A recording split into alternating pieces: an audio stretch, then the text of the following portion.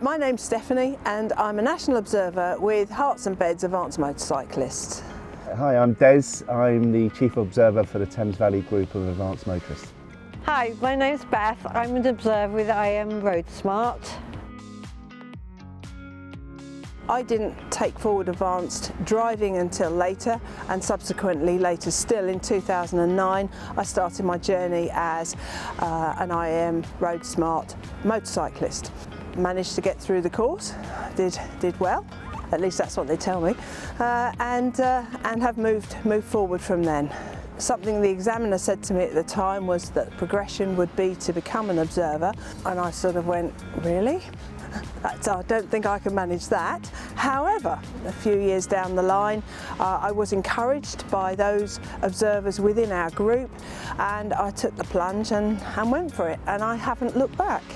I purchased an advanced driving course. I completed that within a year. I was then asked to train as an observer, so my group, Thames Valley Group of Advanced Motorists, trained me up as an observer. I then, after about 3 years, I trained as a national observer, and then about 3 years ago I became the chief observer. After I'd done my car test with the IAM, I went on to do my master's course, and I really enjoyed that as well. My partner was an observer, chief observer, and now an examiner with IAM RoadSmart for the bike group. So I didn't want to directly compete with him, so I decided to go the car route. I enjoy meeting lots of different people. It's a challenge to me and my skills as well. It's absolutely brilliant. You meet so many people from different walks of life, people with different skill levels, and enjoying riding with them. It's an absolute treat. I love the idea of giving something back, that the organisation relies on volunteers, which is how we're able to deliver advanced driving at a really competitive price.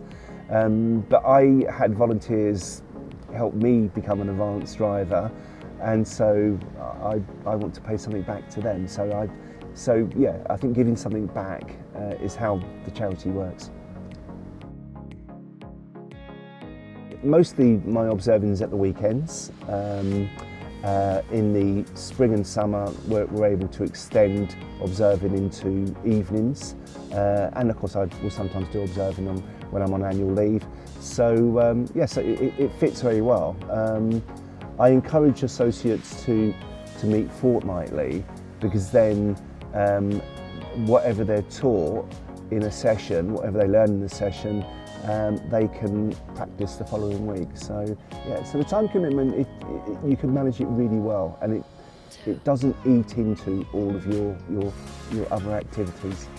It is a time commitment, and I think it would be fair to say you could probably write off the best part of a morning or an afternoon with an associate in terms of the training.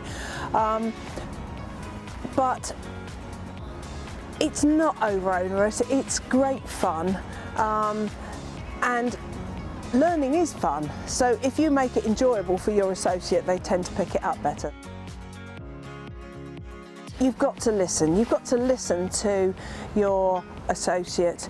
You need to empathise with them and understand any issues they're having, or any other challenges that might reflect on their riding.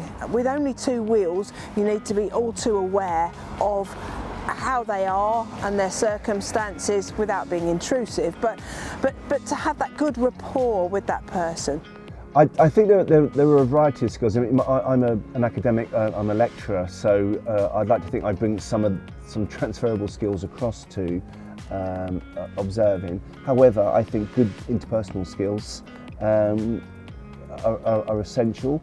We're coaching and supporting people, so I think there's a wide variety of personalities, of skill sets, but we often find that people from a range of backgrounds are able to offer something to observing, and there's space for everyone. at the moment we are attracting lots of families, so watching families become advanced drivers is a real joy, because it's something that they can continue for the rest of their life, sharing their knowledge, sharing the skills, the knowledge they've developed. So for me that's really important, because it's attracting demographics, younger people, older people. It's really making advanced driving inclusive and available to everyone. So I would say that, yeah, where we have families passing, I really enjoy that aspect of Observer at the moment, because because you know that dynamic is going to be ongoing. Best moment from observing so far has still got to be my first associate. She was very nervous, lacking confidence, had been told by her partner that her driving was absolutely awful. But we went through the course, she came out with a first.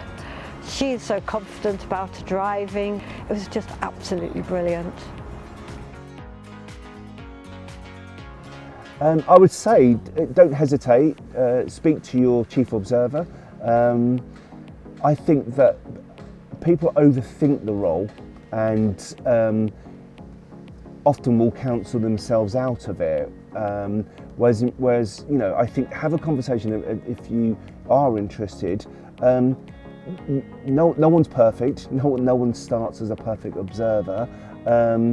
You will receive lots of support, lots of training. So I would say speak to your chief observer and give it a go. But you'll find you'll get a lot from observing, and it will also help develop your own driving skills and encourage you to reflect on your driving to ensure there's no knowledge and skill fade in the future. I think being an observer is absolutely wonderful, to be able to share your skills, to share your knowledge. Back when I started to become an observer, there was a lot of people who gave me a lot of time to help me develop as a rider and as an observer once the training started. And I reflect back on that and think, yeah, you know, without them it wouldn't have happened. And it's an absolute joy to share our passion for motorcycling, also to pass on some skills which hopefully will help them to be able to ride again next weekend. I think if you're thinking about becoming an observer with IAM RoadSmart, you should just go and do it. I had a brilliant mentor to coach me through it. I've had a tremendous amount of support as well. There's always someone you can go and talk to help you if you need to. And you will get a lot of satisfaction from it too. You'll get some enjoyment as well. And what's better than going out for a drive?